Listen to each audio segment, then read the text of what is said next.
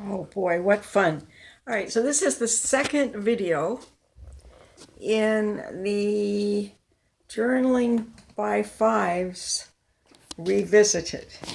And this is the next stage here. Oh, move this because it changes the light. Sorry. The second stage. This was putting in stamps and stencils, basically. So it's still using paint, and I did some collage already in the stage one part. I kind of mixed paint steps 1 and 2, but we're on step 2 here. Maybe. Doesn't matter. They're in order. So here we go. Back through, let me go over them more closely. This is the one that all the stuff peeled up on.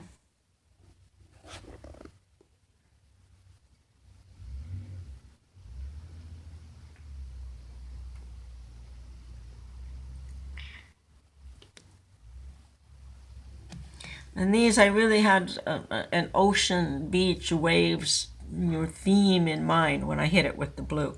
This looks like Alfred Hitchcock Presents right there. But it looks also like it might be Richard Nixon. So I didn't figure out what to do with that one. I can see it as something, so I'm kind of leaving it. And this is a nice big fluffy wave. And I didn't really do anything to, I think, either one of these on this last state. Then I used a styrofoam tray bottom from packaged meats, I guess, where it has little squares inside it. This one here has little indented squares to make sure that it's not a flat surface that meat or vegetables is sitting on inside the packaged thing. And then I used this also here, which is the bottom of a plastic strawberry basket thing. Okay. So, and working with complementary colors, it was okay, this nice blue, let's hit it with the orange. Let's see what happens here. Okay, so now, oddly enough, these were more developed than the others, and they have been less developed on this next stage. And here we had lots of fun with more color and using both of those packaging items as a stencil.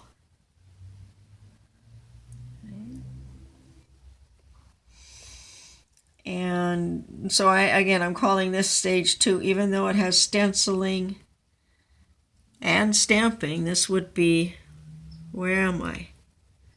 This would be considered a stamp, and this, I keep moving the camera instead of my finger, and this is stencil, okay? Because the paint is going down with a brush around the item. In this case, the item itself has the paint on it and the paper is placed onto it, and then you rub your hand across the back to pick it up. Okay. But I want to do some stamping with inks.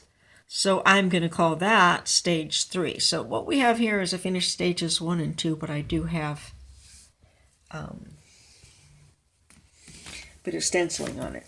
These, I don't think I changed these much. These 3 and 1. This one I got the stamping, the stenciling onto. It's pretty. It's a photograph I'd like to cut and put probably somehow with this one, because that's like the volleyball net and then the big sun there. And somehow work that in. I don't want to lose any of this nice part of the photograph of the sand being kicked up as they jump up. Aren't they beautiful?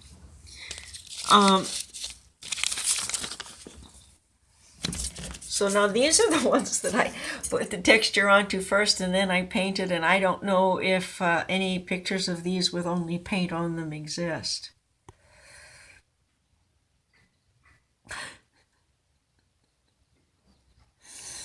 They're rather apocalyptic looking. So I guess I'm going to have to go back in this one with stamping and use white or gesso or something, because it's so dark and it's so busy and it's so much.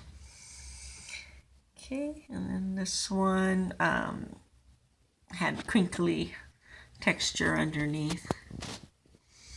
And you can see some of the paint effects of the gesso underneath the paint. And ditto here. I like that photograph I just had on here, but I also kind of hate to lose this. This is almost like that ice glaze that is on some very fine Chinese porcelain. Okay, so this is more of a composition that might be more welcoming to a large figure with words or something. I still haven't got my people and stuff cut out.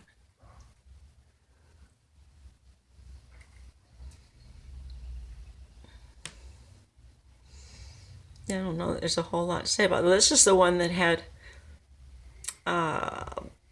those watercolor crayons on it, and they're completely covered up. I actually glued a bunch of snippet scraps, just a whole handful of them, cleaning up the table on. I said, I'm not throwing it away, I'm cleaning up and I'm gluing it down. Okay, well, that's becoming a pretty page. And then on to more that I had done a background with the watercolor crayons. Now the sides of this little fruit basket says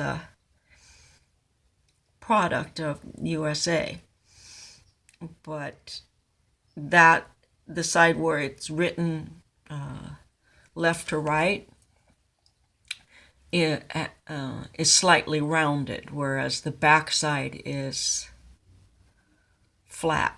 So when you use them as a stencil, the words come out backwards, but it doesn't matter because it makes a nice, like a different language.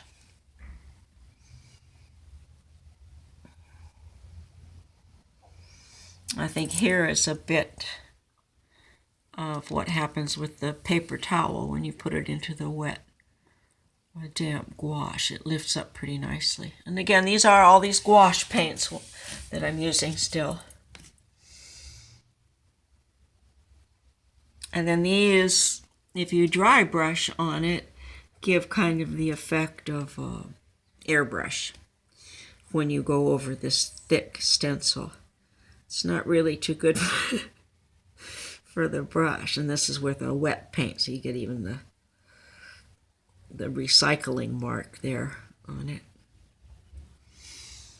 But these are pretty colors. Decided to use some of the ones I haven't used as much of as the others to keep them equal. So, you know, where do I go from here, right? I need to put stamps on.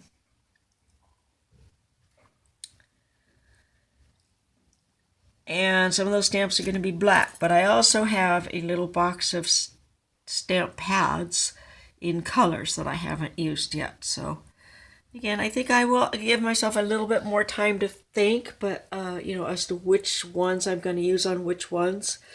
But you know, as you can see, I pretty much stick to, you know, one or two tools at least for the group of 5. But these are pretty well unified with those two tools, which I really enjoyed. So that's that quick walkthrough. And at lunchtime, Mr. Blandings is building his dream house next door. But they're taking a break, and so there's no pounding. They've got the cement mixer there today.